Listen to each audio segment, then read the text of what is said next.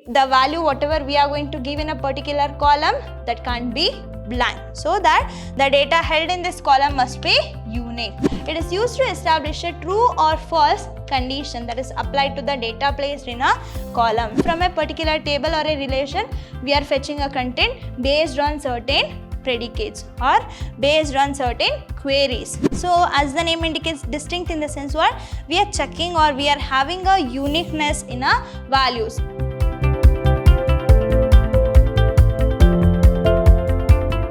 Hello everyone, a warm welcome to one and all. Welcome back to the session 3 of unit 3, and we are in the BCA's 4th semester subject called Database Management System. As we all know that in short it is Dbms. I'm Rohini TS Department Computer Science, Vidhyaashram, First Grade College, the Temple of Excellence, MYSURU. So as we discussed in the previous session, we are in the chapter 2, that is SQL of a unit 3 of Database Management System. So before getting into our today's session, we'll just have a quick recap of my previous session. So in the previous session of this chapter, we have discussed regarding the SQL expression, like it's a combination or a collaboration of both operand as well as the operator. By making use of that, we are going to perform some of the operation that will be considered as what? SQL expression. And also we have started implementing the SQL commands, that includes create statement. Why we require this create? Mainly to create a table. So by making use of this create statement, we are going to create a table. So the table consists of rows as well as the columns. After that, I have discussed regarding alter statement. As I discussed earlier, there is a difference between alter as well as the update. So when you wanted to add some more column to the table, then you have to use alter. Then what we have here? Drop. So I don't require this table at all in my database. At the time we have to use drop. But if I wanted to delete a particular row, then I have to use delete. So if I wanted to delete or remove this complete table from my database, then we require drop. And insert statement mainly to use in order to insert a values to the table, and select statement in order to select a particular value from a column, and also we have a update. So if we did some mistakes and I wanted to change the existing value to new value, then we are going to use this update. So delete, if I wanted to delete a particular value or if I wanted to delete a particular row, then I have to go with a delete statement. This is what I have discussed in my previous class. So in our today's class, we are going to have this SQL constraint. Constraints are nothing but it's a set of rules and regulation that needs to be obeyed by the database. And also we'll see about the SQL structure along with the order by clause and then distinct operator. So it's all about my today's content. Let me get into the first topic, that is regarding SQL constraint. As we all know that in order to communicate with a database, or if you wanted to fetch the content from the table, we are going to have this structured query language, right? That is what SQL is all about. Then what is the use of imposing a constraints or a set of rules and regulation in the database? Mainly to maintain the consistency of a data in the database, we are going to have this SQL constraint. For example, you just imagine I have a student table, in that I have a student ID and also name is there, and I'm going to take a age as a one more column. So here I need to restrict, like age should not be greater than 30. So if we are using all these constraints in any of the application, at the time we are going to restrict the age at most to the 30. That means we are setting certain rules and regulation to give the value to our database. Then we are going to call that as a SQL constraint. So are the rules enforced on the data columns on the table. So here the name must be in the character, it can't be number. So that rules or that standards whatever we are giving to the column of a table will be considered as what? Constraints. And mainly this will going to help in order to limiting the type of data that can go into a table. For example, for this age column, we can give the value in the terms of varchar, or it can be only characters, or even we can give it in the numbers. Mainly to restrict or to limit the type of a data, then we have to use this SQL constraints. And also this will going to ensure the accuracy and reliability of the data into the database. For example, if you don't have a traffic rules, at the time the accident which will going to happen will be very high. So that minimizing and limiting a type of data and and also it will going to improve the accuracy along with the reliability. That means we can trust based on the type of data, only it will going to take the values. And also it has of two types in the SQL constraint. One is related to column level constraint and another one is table level constraint. So if you are giving a constraints or set of rules and regulation only to the, which is restricted only to the particular column of a table, then we are going to call that as a column level constraint. So if you are giving a constraints or if you are imposing certain rules and regulation for the overall or a set or group of columns of a table, then we are going to call that as a table level constraint. We'll see here, you can have this number of constraints, whatever we have in a SQL, it consists of not null. So if it is not null, this is all regarding what column level constraint. So in the not null, this will going to ensure that for which column I am going to take this not null as a constraint, that column can't be null. That means we have to fill some value, it can't be empty. And unique, it will going to take different value for a particular column. And also we have a primary key, mainly to ensure the uniqueness of a particular row in a table. Then we are going to have this primary key, and also we have a foreign key. So in order to refer a table 1 in the table 2, then we are going to have this foreign key. So as of now, you just understand what this constraint is all about. So in my coming slides, I am going to explain each of our topic here. So that, and also we have a default and check. Default in the sense we are going to give a predefined default values, like no need to give a value explicitly, everything is already has been set, and we have a check. So based on certain condition, based on true or false condition, this will going to work. So if the condition got satisfied, then it will going to execute certain queries. If not, then it will not going to execute that. So that is regarding check. So these many constraints we have in the SQL constraint. We'll see the first one, that is regarding not null constraint. As I told earlier, if I am making any of a column as a not null, at the time it will not going to allow any empty value. So it should not be null. So we have to fill some value in that particular column. For example, you just consider this is a student table and this consists of student ID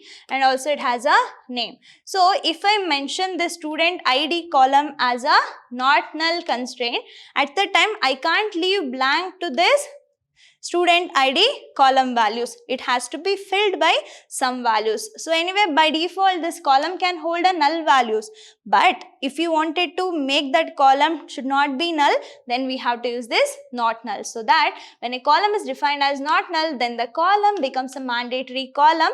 That means that we require to give a value must be entered in the column if the row is to be inserted for the storage in the table. If I wanted to insert this row in the table, then if I mention the student ID as a not null, then this value whichever I am giving in the row can't be null. So here you can see the example, create table product. We are creating a table.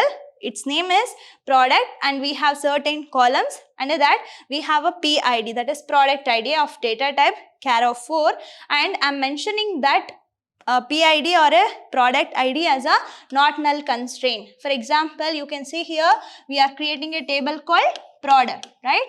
So product is the name of a table, and what is the first column that I have?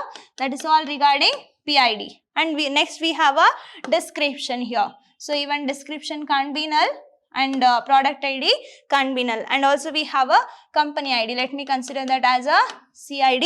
And also we have a date of manufacturer or DOM.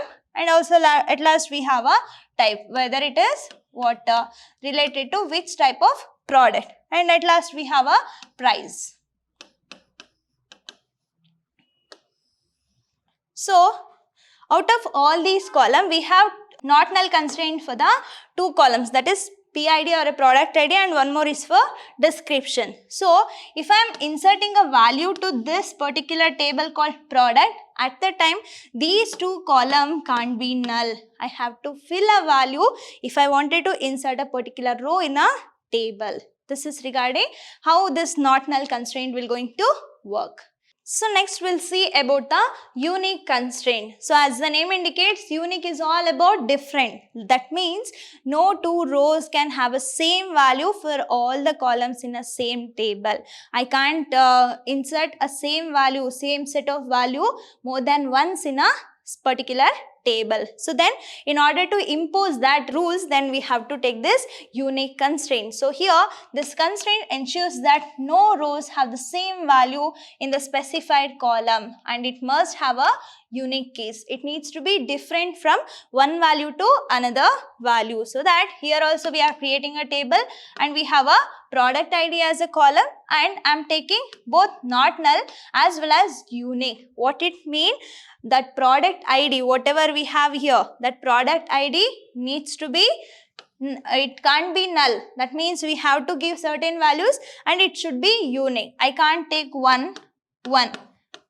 Right? So why? Because both one are identical to each other. So in order to satisfy the unique constraint, we have to give another different value. That means no two rows can have a same value for all the specified columns of a particular table. And also for description company, whatever we had in the previous table remain same. But here we are imposing this unique constraint, so that this product ID needs to be different from one value to another value. So if we have this PID here, so it can't be like 1, 1, 2, 3. So no two values can have a same value. So it needs to be unique in nature, or it needs to be different in nature. So that this is regarding unique constraint. Next, what we have? Primary key constraint. So now we discussed regarding what? The value needs to be unique, and also the value should be filled. That means it should not be null. So in order to have both of them, I can have this primary key constraint. So when we are using, or when we are converting any of a column or a property as a primary key constraint, at the time that column values can't be null, as well as it needs to be unique. So if we have that, or if it got satisfied, then only we can say that primary key constraint. So that primary key is a field which uniquely identify each row in a database of a table. So that primary key in a table has a special attributes, so that will going to include both not null as well as it will going to accept unique value, so that the column cannot be left blank. So in order to satisfy this not null constraint, the value whatever we are going to give in a particular column, that can't be blank. So that the data held in this column must be unique. So it needs to be unique and it can't be not null also. So that, for example, if I am creating a table called product, here we have a PID, that is product ID. I am making this product ID as a primary key. So let me tell you what is the use of having this product ID. Let me consider PID, and let me, for the example sake, just consider description.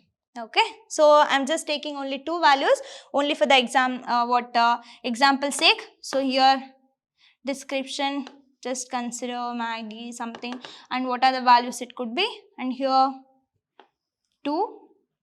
Here also same description it will going to have.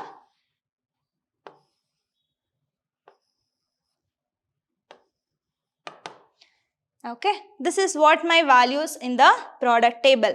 But when I'm going to consider this PID or a product ID as a primary key constraint, at the time it will not going to have a same value for more than one rows in a table. So that the values needs to be unique in nature. Then I can't say that this is satisfying a primary key constraint. At the time what we have to do, instead of taking 2, then we have to take one more value which is different than the above two values. And even we can't leave this table or this column as a blank value. So the value needs to be filled. So the column cannot be left blank. So if both the condition got satisfied, then primary key constraints are satisfying here. So that this is regarding primary key constraint. So next what we have, foreign key constraint. So when you are in your country, then you will be considered as what? Citizen of that country. But when you travel to any other country or any other nation,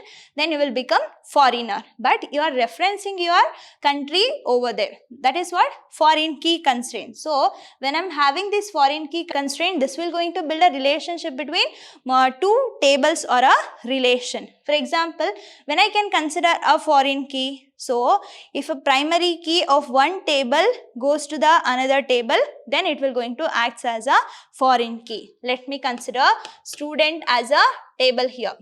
Consider student as a table, and I am going to have a student ID, and we have a name for a student. Let me consider we have a marks. So these are the three columns or three attributes of a student table. And let me have one more table called marks. Marks is the name of a table, and here we have a marks ID, and also I have a student ID, and also I have M1, M2, like that.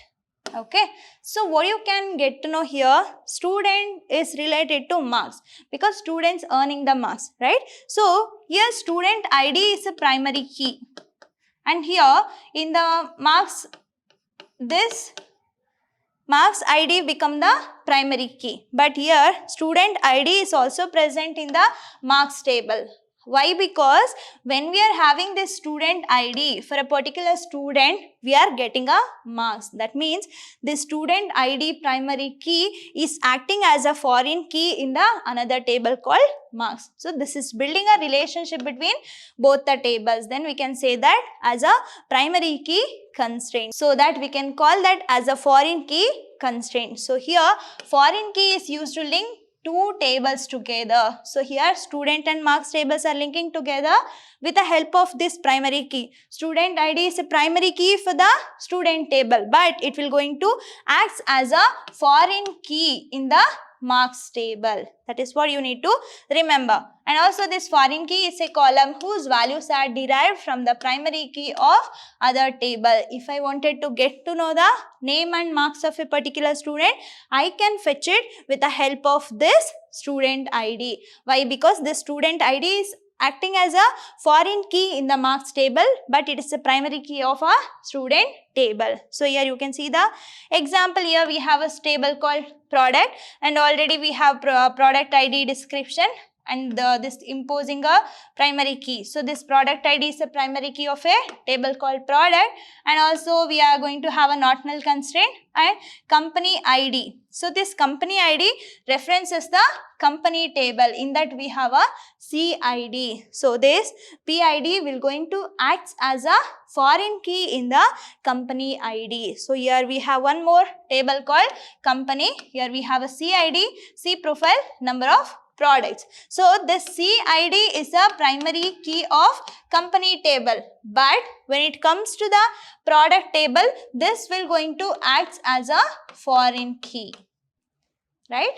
In order to create a link between this product as well as the company table, we are going to have this foreign key constraint. We'll see the next one, that is regarding default constraint. So here I don't wanted to enter the course by all the student whoever we have in a B.C.A. So we have let me consider student as a table here, and I'm going to have a student ID, then name will be there, and also course will be there. So I am giving this application form only for the B.C.A. student. At the time, instead of asking every student to mention the course as B.C.A., I am just going to make this course value as default value.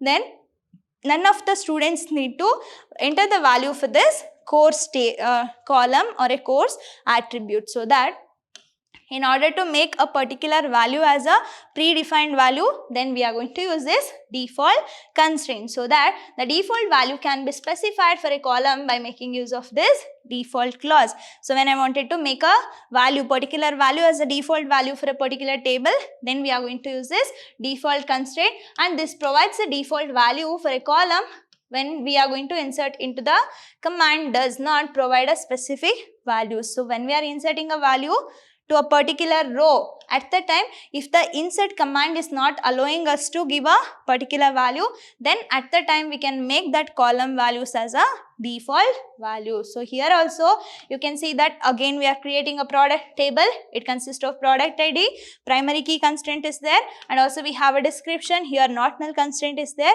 and we have a company ID, date of manufacturing, type. So here price, we are making a default price as a 1000 rupees. Whoever may be the number of product, That means when we are giving a value to this price attribute or a column, at the time by default the value of that price column is 1000 for all the rows or a record or a tuple whatever we have in a table. In order to give a default value to a particular column, then we have to use this default constraint. So next what we have, that is regarding check constraint. So when we wanted to check a truthness or false statement of a particular condition, then we have to use this check constraint, so that it is used to establish a true or false condition that is applied to the data placed in a column. I am going to check whether product manufacturing date DOM is greater than or equal to particular expiry date. So then if the condition is true,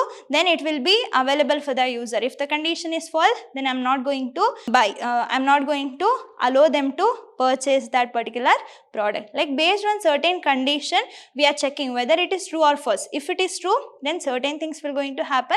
If it is false, another set of things will going to happen. So that if a value does not meet the condition, it can't be placed in the column. For example, if you wanted to join any of a course, at the time if I am going to mention an age which should not be greater than or equal to 30 years, at the time those who are trying to enter a value whose age is greater than or equal to 30 years, then it will not going to allow them to enter the age. So at the time we can say that this check condition got false. So here if the value which does not meet the condition, then it can't be placed in the column. So here you can see that we have PID and also PID like P percentage. That means whatever the value which starts from a PID should start with a P, and further we can have any other value. So that is what it will going to match all the other values. And also we have a description. So here we are not using any of a constraint, company ID, DOM, and also we have a price number. So here also we are checking whether price is greater than 0. So if the price is greater than 0, then only it will going to allow to enter the value for the price column. So then only we can check whether the price is greater than 0. If it is lesser than 0, then that is worthless. So in order to check that, we are going to impose this check constraint to the price column in the table called product. So it's all regarding column level constraint. Then what about table level constraint? That is what table constraint. So when a constraint is applied to a group of columns of a table, then it will going to be called as table constraint. Instead of applying a particular constraint for a particular column, we are going to apply a constraint or a set of rules to be imposed for a collection of columns which is present in a particular table. So here we are going to mention the constraints of a table at the end of a table. In the column level constraint, it will be going to be defined along with the end of a column, but in the table it will going to be defined or it will be written at the end of a table. So here you can see the example which we can give for the table level constraint. So next we'll see about the SQL basic structure. Now I hope you all got to know regarding constraint. Next, how the SQL structure needs to be. It will going to be like select from where. That means I need to fetch certain content from the table. Like I need to select from which table that I have to mention in the from clause. And after that we are going to have a where. Where in the sense we have to specify certain condition.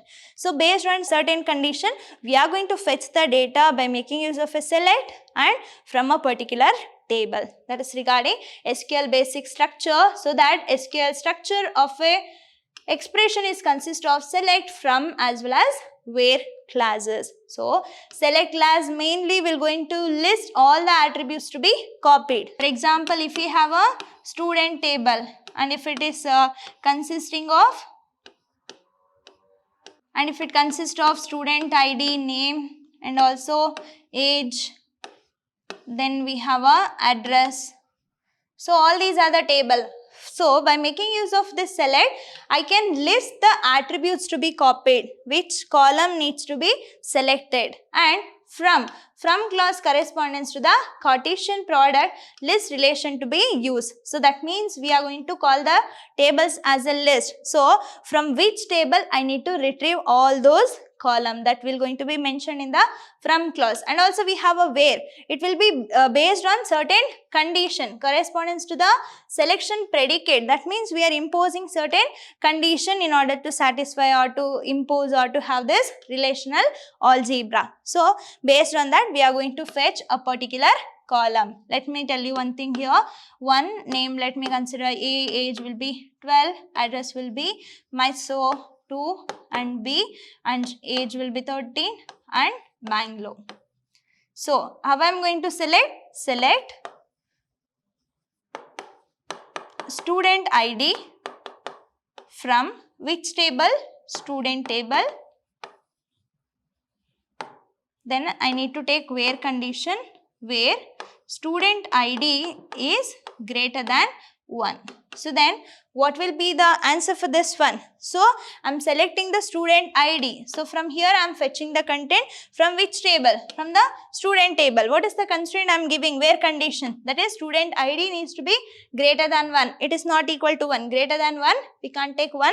Then we have to take 2. So the answer will be 2. So student ID will be 2 here. This is how this SQL structure or SQL basic structure will be look like. Here already we got to know regarding select clause in the previous session. For example, if I wanted to select a particular column, then select column 1, column 2 from table you have to mention.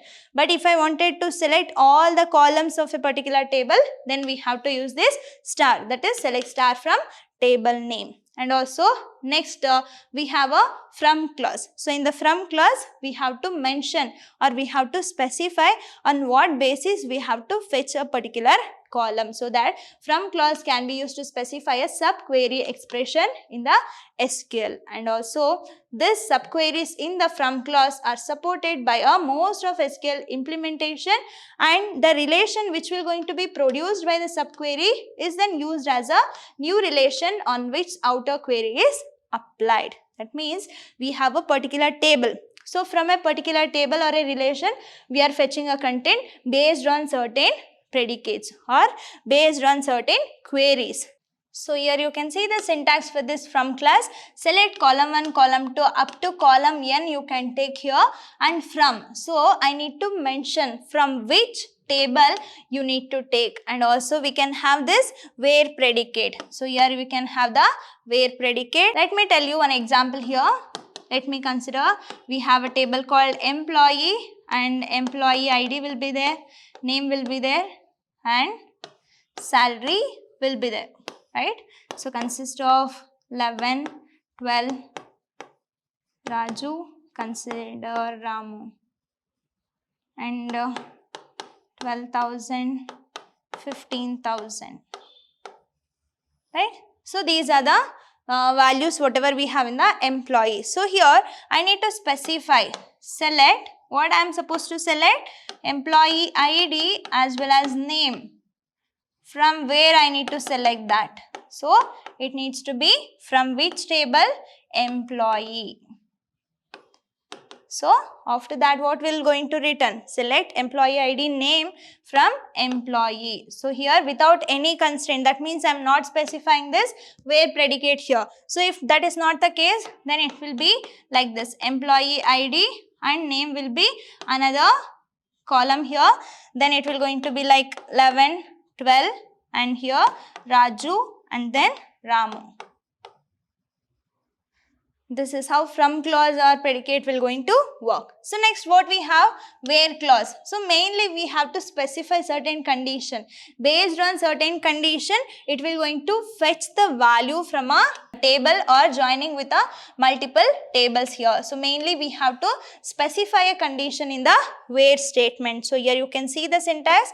Select column 1, column 2 up to column n from. Then I have to mention the table name. Then in the where we have to specify a condition. Based on this condition, it will going to fetch the values from a particular column of a particular table, right? So, and also we can use this where clause even in the update, delete, and also we can use this along with a select statement also. This is regarding where. That means this is how the structure of SQL statement look like. Next we'll see about the order by clause. So in the order by clause, it will going to be used to sort the data in ascending or descending order based on one or more columns ordered by. So for example, you just imagine I have n number of values in my table. I have 50 number of rows in the table, right?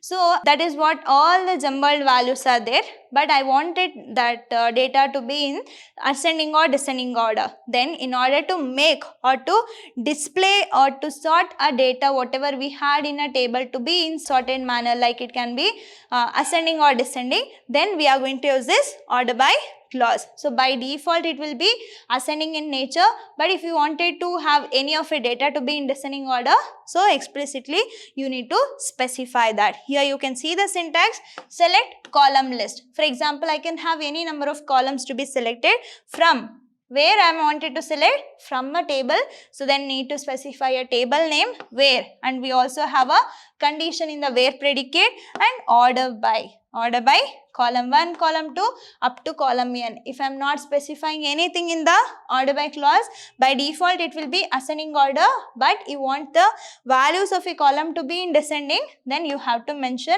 DESC. That is what in the order by clause. So here you can see one of the example.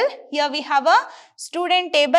In that it will consist of register number, name, combination, date of birth, as well as we have a fees. Okay.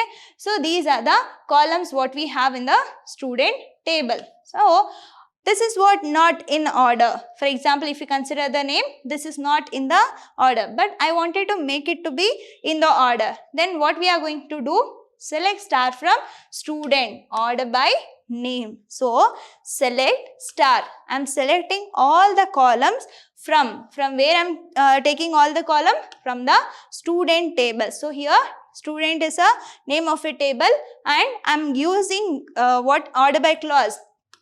Order by name. So I wanted to be all the columns to be present in the output relation, but I want the name to be sorted in order. So initially it was like Ramesh, John, Ganesh, Mahesh, Suresh, Arun, Shreya.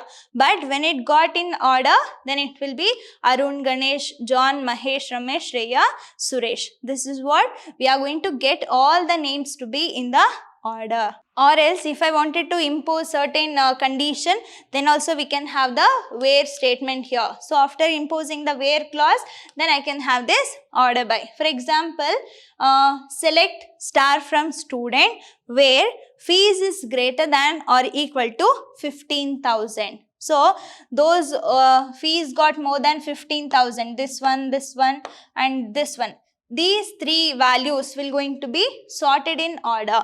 Then select star from student. Let me write that how it will going to look like. Select, let me take only name. Select name from student. Select name from student where fees is greater than or equal to 15,000. Order by name. Order by name. So what it will going to return? It will return name as a output. Let me write that. Let me consider this as a resultant output. It will just going to give only the name. Those whose values, that means fees value which is greater than or equal to 15,000. Based on that, it will going to order the student name. So it will going to give Ganesh, Mahesh, and also it will return Shreya as the output for the relation. So this is how we are going to use the order by clause. But if I want it to be in the descending order, instead of that, by default it will be order by will be ascending order. So if I want it to be like DESC, then it will be reverse of a name. So first Suresh will come, then Shreya, all those values just will going to be reversed. So that is will be in the ascending form. This is regarding order by clause along with an example. Next, we'll see about the distinct clause. So, as the name indicates, distinct in the sense what? We are checking or we are having a uniqueness in a value. So, that mainly to eliminate the redundancy or mainly to eliminate the duplicate value, we are going to have this distinct class here. SQL distinct keyword is used to conjunction with a select statement. We are going to have this distinct with a select statement. When I am fetching any of a column from a particular table, at the time with a select option, we are going to have this distinct mainly to eliminate all the duplicate records and fetching only the unique record. When I wanted to fetch only the original or a unique value without including any of a duplication or a redundant value, then we have to use this distinct values or a keyword. So here you can see the syntax of this distinct keyword. Select distinct column 1, column 2 up to column n. I wanted to select only distinct values from a particular column which is present or which we are fetching from a particular table based on certain condition. Let me give you an example with respect to this distinct keyword here. Consider we have a employee table, and this consists of employee ID and we have a name, and let me consider department. Okay, 1 name will be Rani, CS 12, we have a Raju here, BM basic mathematics, and let me consider 13 Suma, here also CS 14 Anu, and here also we have BM. Okay, so these are the rows as well as column we have in a table called employee. Then how can I fetch the distinct value? For example, you just remember we are going to use a distinct with a select keyword, right? So let me consider select and distinct, and I wanted to fetch this department column. My column name is department. I wanted to fetch from which table? From employee table. From employee. If I wanted to have a where condition, I can have it. Otherwise, it's of your wish to leave. So, where? Then what I am going to take? Where employee ID is greater than or equal to 11. Okay. So, what I am checking here, I am selecting a distinct department name from the employee table, and I am having a condition where employee ID need to be greater than or equal to 11. What will be the output? So, it will going to give only department as a value. So, instead of having a duplicate value for CS and CS twice and BM twice, instead of that, it will just going to give only one time. So, that CS and BM will be the distinct values which we can have in the department column from the employee table. So, in order to get to know only the unique values or to remove the redundant or duplicate values, we are going to have this distinct keyword. So, it's all about my today's session. I hope you all enjoyed and understood. In my coming session, we're going to see about the set operations, whatever we have, along with, let me discuss regarding the aggregate function, that is regarding group by function. Let me meet you in the next session. Until that, keep learning, keep on growing. Thank you.